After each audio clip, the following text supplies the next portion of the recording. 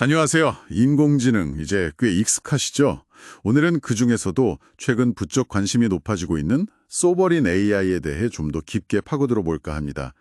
여기저기서 들리는데 소버린 AI, sovereign AI, 직역하면 주권 AI잖아요.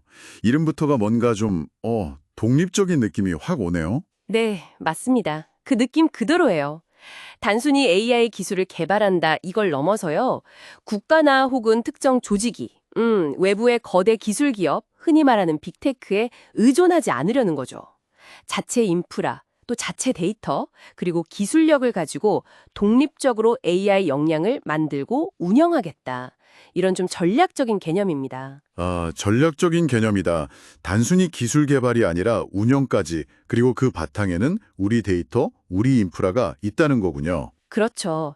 핵심은 기술 독립뿐만 아니라 그 데이터 주권, 그리고 어떻게 운영할지에 대한 통제권, 이걸 확보하는 데 있어요. 기술 독립과 데이터 통제권이라 흥미로운데요. 그럼 구체적으로 어떤 특징들이 있다고 볼 수 있을까요?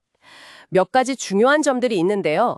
우선 말씀하신 대로 기술 주권 확보. 그러니까 외부 도움 없이 자체적으로 개발하고 운영하는 능력이죠. 그리고 데이터 주권이랑 보안 강화, 이게 정말 중요합니다. 우리 데이터는 우리 안에서 관리하고 특히 민감 정보가 밖으로 새나가지 않게 지키는 것. 네네. 그 부분이 중요하죠. 또 하나는 각 나라나 조직의 문화나 언어적 특수성을 AI에 잘 녹여내는 거예요. 글로벌 모델들이 아무래도 놓치기 쉬운 그런 미묘한 부분들 있잖아요. 그걸 잡아내려는 거죠. 아, 그 지점 정말 중요하겠네요. 한국어만 해도 뉘앙스가 엄청 다양하니까요. 글로벌 AI가 그걸 다 이해하긴 어렵겠죠. 맞아요. 그래서 이제 뭐랄까 데이터 센터나 클라우드 같은 독립적인 인프라 그리고 생태계 구축도 필요하고요. 당연히 자국법이나 규제도 잘 지켜야 하고요. 결국은 자기들 상황에 딱 맞는 최적화된 AI를 만들려는 노력이라고 보시면 됩니다. 그렇군요. 그런데 왜 하필 지금일까요? 왜 이렇게 갑자기 서브린 AI가 중요하게 떠오르는 건가요? 사실 기술 종속 문제는 예전부터 있었던 이야기 같은데. 여러 이유가 좀 복합적으로 작용한 것 같아요.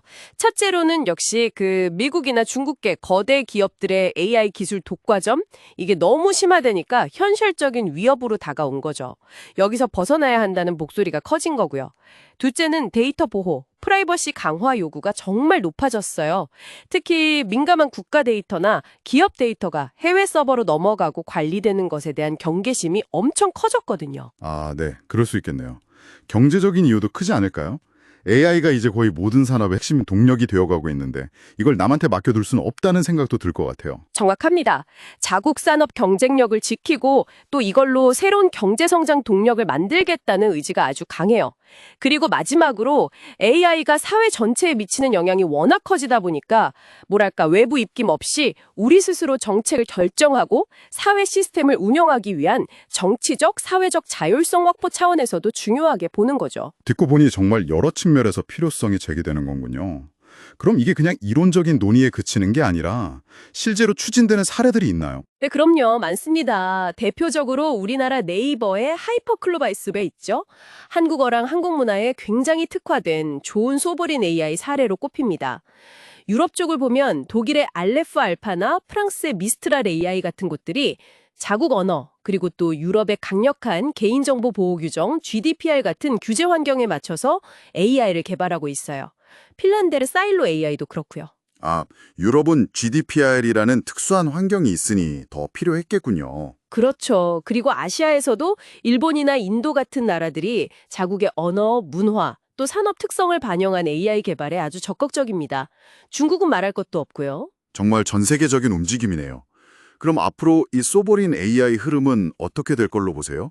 경쟁이 더 치열해질까요? 아니면 뭔가 협력의 가능성도 있을까요? 일단 각국 정부의 투자나 정책 지원이 계속 늘어날 거기 때문에 관련 시장은 연평균 두 자릿수 예상, 꽤 높은 성장률을 보일 것으로 예상돼요. AI 솔루션들도 점점 더 각국의 언어, 문화, 법률에 맞춰서 현지화되는 방향으로 갈 거고요. 물론 국가 간 기술 경쟁은 더 심화될 수 있습니다. 하지만 동시에 좀 아이러니하게도 이 소버린 AI 생태계를 같이 키우기 위한 국제 협력의 필요성도 같이 커질 수 있어요. 예를 들면 기술 표준을 만든다거나 안전한 데이터 공유 방법을 모색한다거나 하는 분야에서요. 경쟁과 협력이 공존할 가능성이 높습니다. 자, 그럼 오늘 이야기를 한번 정리해 볼까요? 소버린 AI는 단순히 기술 트렌드를 넘어서 국가나 조직이 AI라는 이 핵심 기술의 주도권을 잃지 않으면서 또 자국의 고유한 상황과 가치에 맞춰서 AI를 발전시키려는 굉장히 중요한 전략적 움직임이다. 이렇게 볼 수 있겠네요. 거대 글로벌 기업들이 주도하는 중앙 집중적인 AI 흐름에 대한 뭐랄까 좀 다른 길을 찾는 시도라고 할까요?